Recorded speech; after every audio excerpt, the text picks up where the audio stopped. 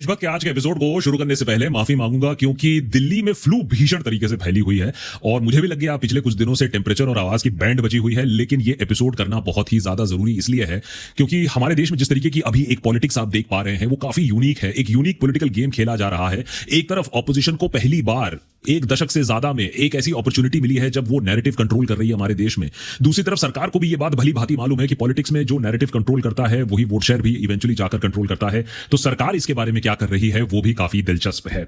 इस सब के बारे में देशभक्त पर आज बात करेंगे कि किस तरीके की एक चाणक्य नीति खेली जा रही है सरकार की तरफ से और क्या ऑपोजिशन ये जो 2 हफ्ते से नैरेटिव अपने पास कंट्रोल करके आई है, जो इलेक्शन कमीशन के खिलाफ जो एक मोर्चा खोला है उसे मेंटेन किया जा सकता है, उसका बिहार इलेक्शन पर क्या असर पड़ेगा और क्या एक चेंजिंग पैराडाइम हम देख पा रहे हैं जहां तक यूथ ऑफ इंडिया कंसर्न है, सोशल मीडिया जहां तक कंसर्न है, क्या लोगों का मन कहीं ना कहीं बदल रहा है, उसके बारे में बात करना काफी जरूरी है। अगर आपको याद ना हो, 8 अगस्त का वो दिन था जब राहुल गांधी ने एक पूरा मोर्चा खोला, प्रेस कॉन्फ्रेंस किया, महादेवपुरा कंस्टिट्यूंसी में क्या हुआ है और किस तरीके से 1 लाख एक्स्ट्रा वोटर्स वहां थे और उसी मार्जिन से जहां बीजेपी जीती। तो सीधा सीधा इलेक्शन कमीशन के खिलाफ जब राहुल गांधी ने मोर्चा खोला, उस मोर्चा को खोलते हुए अब 15 दिन से ज्यादा हो चुके हैं और इस स्टोरी में हर दूसरे दिन कोई ना कोई नया पहलू आता रहता है।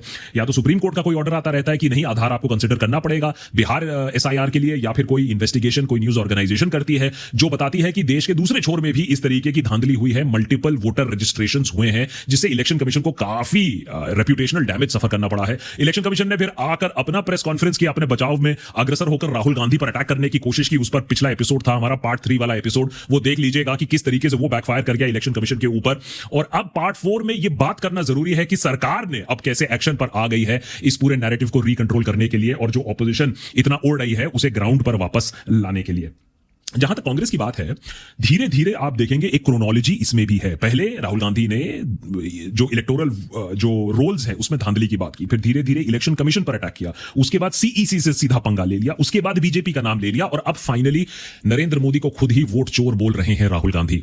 इसके विपरीत में आप देखेंगे कि अमित शाह काफी अग्रसर होकर मीडिया में अब इंटरव्यूज भी दे रहे हैं, बोल रहे हैं कि भैया सरकार अपना काम कर रही है, राहुल गांधी हैं फ्रस्ट्रेटेड, राहुल गांधी हैं लूजर और इस वजह से उनका दिमाग खराब हो गया है, जिसकी वजह से ये सब लांछन लगाए जा रहे हैं इलेक्शन कमीशन के खिलाफ। लेकिन यहां सिर्फ बयानबाजी की बात नहीं हो रही है। जहां अमित शाह की बात है तो वहां फिर चाणक्य नीति भी खेली जा रही होगी। देशभक्त के आज के एपिसोड में 5 ऐसी चीजों के बारे में जिक्र करना काफी जरूरी है जो अचानक से हमारे सामने आ गई है और जो पूरे नैरेटिव को विपक्ष से छीनने की कोशिश कर रही है।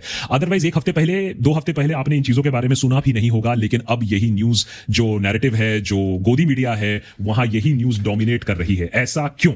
ऐसा इसलिए भी हमारा मानना है कि सरकार भी ये चाहती है, एक फिलॉसफी चाहती है जहां वो डिस्ट्रैक्ट करेगी, फिर डिस्टॉर्ट करेगी, फिर डिवाइड करेगी और उसके बाद फाइनली डिसॉल्व करेगी जो मुद्दा है, जो इशू है। तो ये डिस्ट्रैक्ट, डिसॉल्व, डिवाइड, डिस्टॉर्ट का जो एक जो फंडामेंटल है वो कैसे होता है आप इन 5 एग्जांपल से समझ लीजिए।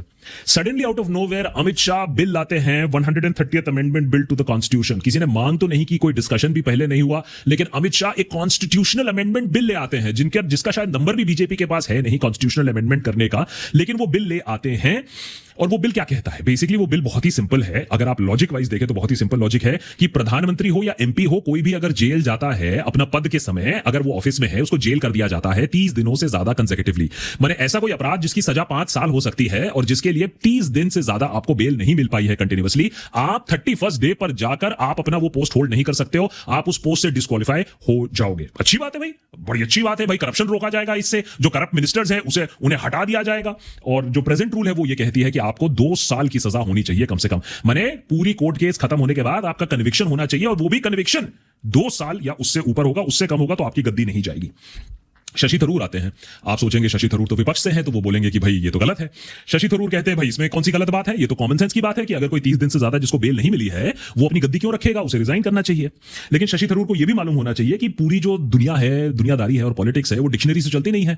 डिक्शनरी में ऐसे भी बहुत अजीब और गरीब वर्ड्स मिल जाएंगे आपको, pneumonoultramicroscopicsilicovolcanoconiosis longest word in English dictionary है। या फिर आपको ऐसे भी वर्ड्स मिल जाएंगे जिसमें एक वर्ड यहां साइलेंट है, 2 वर्ड वहां साइलेंट है। English is a very funny language. उसी तरीके से politics is also very funny thing, क्योंकि पॉलिटिक्स में आप कुछ बोलते हो और करते कुछ और हो। ये चीज मेरे ख्याल से विपक्ष पूरी अच्छी तरीके से समझ गई थी कि जिस तरीके से, अगर आप देखो सत्येंद्र जैन की अगर आप बात कर लो 2 साल से ज्यादा जेल में, मनीष सिसोदिया की बात कर लो 17 महीने जेल में, अरविंद केजरीवाल, हेमंत सोरेन 6-6 महीने जेल में बिता कर आए। बहुत ही आसानी से किसी एमपी को, किसी सीएम को आप फंसा सकते हो ईडी के केस में, जिसकी सजा 5 साल से ज्यादा हो सकती है। और आप तो जानते ही हमारे कोर्ट्स कितने उदार हैं, तो 30 दिन आपको बेल नहीं मिलेगा और आपकी गद्दी आपसे छीन ली जाएगी। अगर सरकार चाहे तो फिर तो किसी को भी अच्छी तरीके से टाइट करने का, ये तो किल स्विच हो गया ना, किसी को भी दबाने का, किसी को भी टाइट करने का बहुत अच्छा मौका है। खासकर कि अगर आप देखें ऑफिशियल आंकड़े, ईडी का जो कन्विक्शन रेट है वो 1% का है, तो आप सोच के देखिए कि कितने जेन्युइन केसेस हो सकते हैं। तो जो ऑब्वियस सी बात है कि जब ऐसी बिल, वो भी कॉन्स्टिट्यूशनल अमेंडमेंट बिल, कोई मजाक की बात नहीं होती है, वो जब पेश हुआ फिर संसद में, तो बखेड़ा खड़ा हो गया। You are innocent until proven guilty. It makes an investigating officer the boss of the Prime Minister of India. Indian Constitution is being amended to turn this country into a police state. This bill is to threaten the people like Nitish Kumar and Chandrababu Naidu. इतना सारा बखेड़ा, जबकि सरकार के पास number भी नहीं है इस bill को कॉन्स्टिट्यूशनली पारित करने के लिए, उतने आंकड़े हैं नहीं कॉन्स्टिट्यूशनल अमेंडमेंट करने के लिए। तो सवाल उठता है कि अमित शाह ने फिर ये किया क्यों? भाई एक चीज तो हुआ, बिल पारित हो या ना हो ये तो अभी स्टडी के लिए चले गया बिल, लेकिन जो हेडलाइन है एक हफ्ते से ज्यादा के लिए इसी बात पर फोकस कर रहे हैं। अमित शाह भी इसी बात पर फोकस कर रहे हैं। बीजेपी अपना तांबा चमका रही है ये बोलकर कि वो तो देखो एंटी करप्शन है, ये देखिए ऑपोजिशन है, इतना अच्छा बिल है, इसे रोकने की कोशिश कर रही है। लेकिन कहीं ना कहीं जो राहुल गांधी का पूरा प्रोग्राम है, जो बिहार में जिस तरीके से वो घूम रहे हैं, बिहार में जिस तरीके से यात्रा कर रहे हैं, उसका फुटेज कम करने के लिए, उसका जो स्टिंग है उसको कम करने के लिए काफी ज्यादा काम आ रहा है। लेकिन सिर्फ 130th अमेंडमेंट बिल की बात नहीं है। दूसरा बात, संजय कुमार के बारे में अगर आप नहीं जानते हो तो बता दो, संजय कुमार हमारे देश में जो बचे खुचे 2-4 अच्छे डिसेंट होनहार सेफोलॉजिस्ट्स हैं, रिसर्चर्स हैं, उनमें से उनका नाम आता है। और उनको कोई खास पॉलिटिक्स के लिए नहीं जाना जाता या किसी का पॉलिटिकल साइड लेने के लिए जाना नहीं जाता। उन्होंने महाराष्ट्र इलेक्शंस में कुछ वोट्स की धांधली के बारे में एक ट्वीट किया था, लेकिन बाद में उन्होंने उस ट्वीट को विड्रॉ करते हुए माफी मांगी कि नहीं मुझसे गलती हो गई, हमारी टीम से गलती हो गई, इन ऑल प्रोबेबिलिटी वो टीम से ही गलती हुई होगी, और उन्होंने उस बात के लिए माफी मांग ली। तो महाराष्ट्र में वोट्स की जो धांधली की बात थी, संजय कुमार सीएसडीएस के, उन्होंने उसको माफी मांग ली। लेकिन अब देखिए हमारे देश में नैरेटिव किस तरीके से बनाया जाता है। संजय कुमार ने माफी मांग ली, लेकिन बात आई राहुल गांधी पर। राहुल गांधी को आप बहुत सारी चीजों पर क्रिटिसाइज कर सकते हो, हम भी यहां देशभक्त पर बहुत सारी चीजों पर क्रिटिसाइज करते हैं, लेकिन देखिए किस तरीके से नैरेटिव खेला जाता है। पूरी की पूरी गोदी मीडिया, पूरे के पूरे गोदी इन्फ्लुएंसर्स इस बात पर लग गए कि राहुल गांधी को अब माफी मांगनी चाहिए, क्योंकि राहुल गांधी ने संजय कुमार का डेटा यूज किया था। और राहुल गांधी ने जब संजय कुमार का डेटा यूज किया था, संजय कुमार ने जब माफी मांग ली, तो राहुल गांधी को भी माफी मांगनी चाहिए। ठीक है भाई, बट इस लॉजिक में छोटा सा प्रॉब्लम है। संजय कुमार की जो डेटा में इश्यूज आए थे वो महाराष्ट्र का डेटा था। राहुल गांधी ने जो महादेवपुरा का डेटा निकाला था, जो प्रेस कॉन्फ्रेंस किया था, वो एक स्टेट है, उसका नाम है कर्नाटका। वो महाराष्ट्र स्टेट नहीं है, वो अलग स्टेट है। लेकिन यह होता है पावर ऑफ नैरेटिव कंट्रोल, जब आप एक संजय कुमार महाराष्ट्र का डेटा और राहुल गांधी का कर्नाटका का डेटा को क्लैश कराकर राहुल गांधी को डिस्क्रेडिट और ऑपोजिशन को डिस्क्रेडिट करना चाहते हो। अब आप बोलोगे अरे नहीं ऐसी क्या बात है, ये इतना पावरफुल है एंड दिस शोज कि सरकार के पास कितना मीडिया ब्रेन वॉशिंग पावर है। हमारे पास हंड्रेड्स ऑफ मैसेजेस आए हैं, क्योंकि हमने पार्ट 1, पार्ट 2, पार्ट 3 ये जो राहुल गांधी वर्सेस ईसी पर बनाया है, तो अब हमारे पास मैसेजेस आ रहे हैं कि हम माफी मांगे और हम ये एपिसोड्स डिलीट कर दें, क्योंकि संजय कुमार ने माफी मांगी है, जो कि महाराष्ट्र के बारे में माफी मांगी है, राहुल गांधी ने कर्नाटका के बारे में। नॉट टू मेंशन कि और तब से पिछले 15 दिनों में न्यूमरस और भी रिसर्चर्स हो चुके हैं, न्यूज़पेपर आर्टिकल्स निकल चुके हैं। इंडियन एक्सप्रेस ने काफी अच्छा काम किया है, आर्टिकल 14 ने बहुत अच्छा काम किया है, अजीत अंजुम ने बहुत अच्छा काम किया है, बहुत सारे और रिपोर्टर्स ने बहुत बढ़िया काम करके ये सारी चीजें दिखाई हैं। और ये भी सच है कि राहुल गांधी ने महाराष्ट्र में भी धांधली की बात की है, लेकिन तब भी राहुल गांधी ने संजय कुमार का डेटा इस्तेमाल नहीं किया था कहीं भी। राहुल गांधी ने इंडियन एक्सप्रेस का डेटा का इस्तेमाल किया था और जो लोकल वहां पब्लिकेशंस है उसका डेटा का इस्तेमाल किया था। लेकिन आप तब भी देखो कि किस तरीके से नैरेटिव को चेंज किया जा सकता है। सीएसडीएस जिसके आंकड़े के ऊपर कांग्रेस खेल रही थी, संजय कुमार ने बकायदा माफी मांगी है। ये कितना थूक के चाटेंगे, जिस रिसर्च इंस्टीट्यूट सीएसडीएस के डाटा पर पीपीटी बना के राहुल गांधी उछल रहे थे, उस सर्वे एजेंसी ने आज मान लिया कि गलत एनालिसिस पेश किया। राहुल गांधी को बड़ी एम्बैरेसमेंट झेलनी पड़ी। मतलब क्या ही बोले, लेकिन ये कुछ भी नहीं है, अभी रुको, अभी बाकी है, ये तो इंटरवल भी नहीं हुआ था। अगर आपको लगता है कि ये फारफेच्ड है तो याद रखिए कि जो कोर कंस्टिट्यूएंसी है उसको कोई भी घुट्टी पिलाना ज्यादा मुश्किल नहीं है। इसीलिए तीसरी जो घुट्टी पिलाई जा रही है वो एकदम ही कॉन्स्पिरेसी थ्योरी पर आधारित है, और वो ये कि ये सब जो हो रहा है ये एक षड्यंत्र के अंडर हो रहा है। हुआ यह है कि अमेरिका अब चाहता है सत्ता पलट हो जाए इंडिया में। अमेरिका के पास तो और कोई काम रह नहीं गया है फिलहाल, वो अब चाहता है कि इंडिया में सत्ता पलट हो जाए। और इसके पीछे बहुत बड़ी वजह है। बड़ी वजह यह है कि ट्रंप चाहते थे कि मुनीर और मोदी के साथ वो अपना फोटो खिंचाए व्हाइट हाउस में, लेकिन मोदी ने वहां जाने से मना कर दिया। और मोदी ने यह भी बोल दिया कि मैं आपको क्रेडिट नहीं दूंगा, मैं आपको नोबेल पीस प्राइज के लिए नॉमिनेट नहीं करूंगा। तो ट्रंप अंकल अभी बहुत खफा है इंडिया के साथ और इसीलिए वो सत्ता पलट चाहते हैं इंडिया में।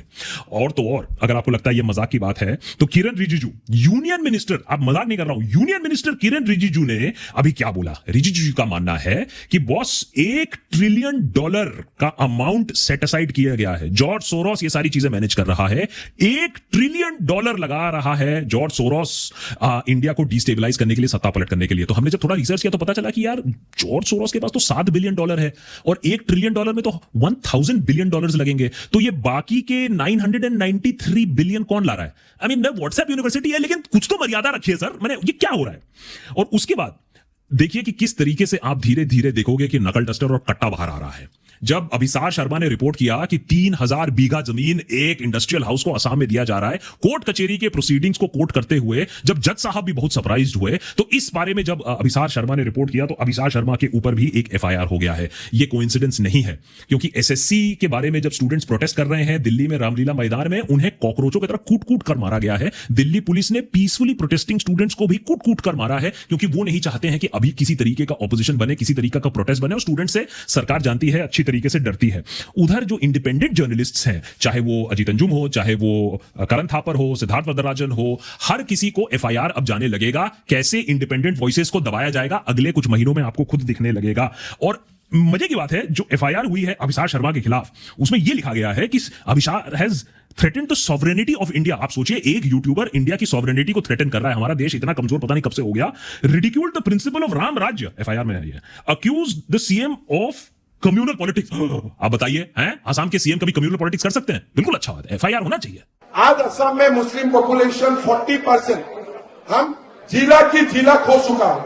तो मेरे लिए ये मुद्दा पॉलिटिकल नहीं है, मेरे लिए ये जीना और मरने का मुद्दा है। और ऐसा नहीं है कि सब कुछ गलत ही हो रहा है। जब इतना प्रेशर आ रहा है ऑपोजिशन की तरफ से, तो सरकार कुछ अच्छे काम भी कर दे रही है। जैसे आनंद फानंद में इतने सालों बाद सरकार को समझ में आया कि हाँ यार, गेमिंग एडिक्शन तो एक सही चीज है और लोग इसमें इसके चक्कर में ना काफी डेट में भी जा रहे हैं, बर्बाद हो रहा है। यंग इंडिया यही सारे लूडो फूडो खेलता रह जाएगा तो फिर आगे कैसे बढ़ेगा? तो सरकार ने सडनली एक फिर से बिल इंट्रोड्यूस करके जो ऑनलाइन मनी गेम्स है उसको बैन कर दिया। इस पर एपिसोड भी हमने बनाया, उसको देख लीजिएगा। लेकिन मजे की बात यह है कि सरकार को खुद इसके वजह से 20 से 30 हजार करोड़ का टैक्स का नुकसान पड़ेगा, 2 लाख नौकरियां जाएंगी और 2 लाख करोड़ का ये जो इंडस्ट्री है इसको धक्का पड़ेगा। लेकिन तब भी सरकार कह रही है हमें इस सब के बारे में चिंता नहीं है, हमें चिंता है लोगों की। तो सवाल तब उठता है कि लोगों की अगर चिंता थी तो इतने दिनों से ये सारे फैंटेसी गेम क्यों चलने दे रहे थे? सबके सामने चल रहा था, छुप छुप के नहीं चल रहा था। इंडियन टीम ही इसको स्पॉन्सर कर रहा था, ये बीसीसीआई को स्पॉन्सर कर रहा था। तो सरकार अब क्यों उठी, इसी हफ्ते क्यों उठी और इतने आनंद फानंद में इस बिल को क्यों पारित किया गया? 30 मिनट के अंदर संसद में बिल को पारित कर दिया गया विदाउट एनी डिस्कशन। लोकप्रिय है ये बिल, लोगों को बहुत पसंद आया है। कहीं ना कहीं नैरेटिव भी भाई कि हाँ सरकार ने फाइनली जाकर कुछ अच्छा काम किया है। हम भी मानते हैं अच्छा काम किया है। अगर ऑपोजिशन का इसी तरीके से प्रेशर आता रहे तो सरकार 2-4 अच्छे काम भी कर देगा भूल भाल के, वो भी अच्छी बात है। क्योंकि नंबर 5 जो लॉलीपॉप कह लीजिए या डिस्ट्रैक्शन कह लीजिए, वो जीएसटी के बारे में बात है। अगर आपको याद ना हो तो जीएसटी 2017 1 जुलाई 2017 को इंट्रोड्यूस की गई थी और उस समय बोला गया था भारत का दूसरा इंडिपेंडेंस है। ज्वाइंट सेशन ऑफ पार्लियामेंट हुआ था, बड़े धूमधाम से जीएसटी को लाया गया था। और उसके बाद जीएसटी ने कैसे कमर तोड़ी हमारी इकोनॉमी की। पहले डिमोनेटाइजेशन ने एक पहिया खत्म कर दिया और उसके बाद पंचर कर दिया बाकी की इकोनॉमी के जीएसटी के, क्योंकि जीएसटी का आइडिया बहुत अच्छा था लेकिन एग्जीक्यूशन एकदम ही डामाडोल था। और ये 4 जो जीएसटी के जो स्लैब्स थे, हम आज भी इसी पर डिबेट करते हैं कि पापड़ किस पे जाएगा, लस्सी किस पर जाएगा, छाछ किस पर जाएगा। और बिगिनिंग से बोला गया था कि जीएसटी को सिंप्लीफाई करने की दरकार है। अब 8 साल बाद जाकर सरकार को सडनली याद आया कि हाँ यार, जीएसटी में हम फेरबदल कर सकते हैं, जीएसटी को हम सिंप्लीफाई कर सकते हैं। और 8 साल बाद सरकार अब इतने आनंद फानंद में है कि जीएसटी को जल्दी से जल्दी अब इंट्रोड्यूस करना है, फास्ट ट्रैक करना है। तो भाई 8 साल से क्या नेहरू रोक रहा था आपको जीएसटी इंप्लीमेंटेशन, रिफॉर्म इंप्लीमेंटेशन के लिए कि आप अब 1 हफ्ते के अंदर अंदर इमीडिएटली जीएसटी काउंसिल को बैठाकर इसको रिफॉर्म करना चाहते हो? जो पॉलिटिक्स समझते हैं वो समझ जाएंगे कि भैया कोई ना कोई तो बड़ा गेम चल रहा है जिससे पूरी की पूरी हेडलाइन डोमिनेशन हो। और जिस तरीके से विपक्ष हावी हो रही है सरकार के ऊपर इसी को लेकर, जिस तरीके से वोट चोरी को लेकर हावी हो रही है, नैरेटिव जिस तरीके से ले रही है, उसको करने के लिए ये सारी चीजें हम देख पा रहे हैं पिछले 1 हफ्ते के अंदर अंदर में, उससे ज्यादा बाहर भी नहीं जा रहा। तो क्या नैरेटिव छिनेगा ऑपोजिशन से? क्या ये वोट चोरी का मुद्दा फुस हो जाएगा?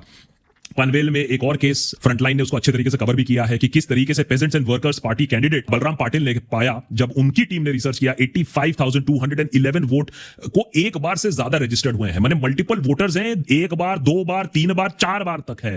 तो ऑब्वियसली यहां भी इलेक्शन कमीशन के लिए और इंपैरेसमेंट आती है। रितिका चोपड़ा का बहुत बढ़िया आर्टिकल है, मैं नीचे आपको इसका लिंक भी दे दूंगा कि किस तरीके से दलील ये दी गई थी कि एसआईआर तो बिहार में पहले भी हुआ है, तो अब में क्या प्रॉब्लम है। तो रितिका चोपड़ा ने पहले जाकर यह दिखाया कि पहले जो एसआईआर हुआ था बिहार में वो अब के 3 महीने के जगह 8 महीनों में हुआ था। एक मेजर सवाल यही है कि आप इतने आनंद फानंद में क्यों करा रहे हो।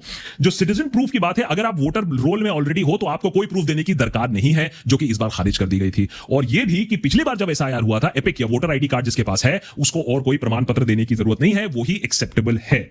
सुप्रीम कोर्ट ने उसके ऊपर और फटकार लगा दी जब यह बोला कि आधार कार्ड को भी आपको एक्सेप्ट करना पड़ेगा। इलेक्शन कमीशन ने अपने पैर पर कुल्हाड़ी तो मारी है, इसमें कोई डाउट नहीं है कि जिस एग्रेशन से वो राहुल गांधी को चुप कराने की कोशिश कर रही थी या बोल रही थी एफिडेविट फाइल करो, वो गेम अब सबको समझ में आ गया है कि इसको लीगल केस में फंसाने की चक्कर हो रहा था। लेकिन सवाल यह है कि जो दूसरे इन्वेस्टिगेशंस हैं और इसके बाद क्या होगा। मैंने अगर आप देखें सोशल मीडिया में जिस तरीके से एक सर्च मिल रहा है, जिस तरीके से बातचीत चल रही है, जिस तरीके से सरकार पर सवाल उठ रहे हैं, क्या सरकार इसको निगेट कर पाएगी, इसको रिवर्स कर पाएगी। ऑपोजिशन का हिस्ट्री है कि पहले भी उन्होंने इश्यूज अच्छे उठाए, ऐसी बात नहीं कि पहले इश्यूज अच्छे नहीं उठाए थे। लेकिन अगर आप भारत जोड़ो यात्रा की बात करो तो पीक आया और उसके बाद फिर वो बहुत जल्दी डिसिपेट हो गया। भारत जोड़ो यात्रा part 2 did not get that kind of press coverage. Challenge अब ऑपोजिशन के पास है। सरकार को अच्छी तरीके से समझ में आ गया है कि 10 साल में पहली बार ऐसा हुआ है कि 2 हफ्ते से ज्यादा नैरेटिव उनके हाथों से फिसल गया है, उनके पास जवाब नहीं है। इलेक्शन कमीशन जो कोशिश कर रही थी वो बहुत बुरी तरीके से फेल कर गई है। और बिहार में इस समय हवा, मैं ये नहीं कह रहा हूं रिजल्ट्स, हम कभी रिजल्ट्स की बात ही नहीं करते हैं, लेकिन अगर आप हवा की बात करो तो बिहार में हवा अभी उल्टी तरफ बह रही है गवर्नमेंट के लिए और ऑपोजिशन की तरफ बह रही है। अब ये हवा कन्वर्ट होती है या नहीं होती है एक जीत की तरफ, वो दूसरी बात है। लेकिन अभी ऑपोजिशन को यह देखना होगा कि सरकार ने जब इतने पैतरे एक हफ्ते के अंदर कर दिए नैरेटिव को चेंज करने के लिए, तो आगे आने वाले दिनों में कौन सा ब्लास्ट, कौन सा एक धमाका होगा जिससे पूरा का पूरा नैरेटिव चेंज हो जाएगा। इस बात की तो गारंटी है कि कुछ एक बहुत बड़ा कांड होने वाला है। अब वो क्या होगा और क्या विपक्ष इस बात को मद्देनजर रखते हुए अपनी एक कोई स्ट्रेटेजी बनाएगी, क्योंकि ऑलरेडी हम देख रहे हैं जहां तक कॉन्स्टिट्यूशनल अमेंडमेंट की बात है वहां ऑलरेडी तालमेल नहीं बैठ रहा है। 2 महीने काम किया था इंडिया ब्लॉक ने 2024 इलेक्शन से पहले, क्या वो अब थोड़ा सा लंबा और एक साथ बैठकर काम कर सकते हैं? That is the only way that हमारे देश में एक बैलेंस्ड ऑपोजिशन होगा, जो सरकार भी फिर चेक में रहेगी और शायद आपके और हमारे लिए फिर कुछ अच्छे डिसीजंस भी हो पाएंगे। इस स्टोरी पर ऑफ कोर्स हम पूरा ट्रैक रखेंगे, चाहे तबीयत अच्छी हो या खराब हो, बट पूरा ट्रैक रखेंगे।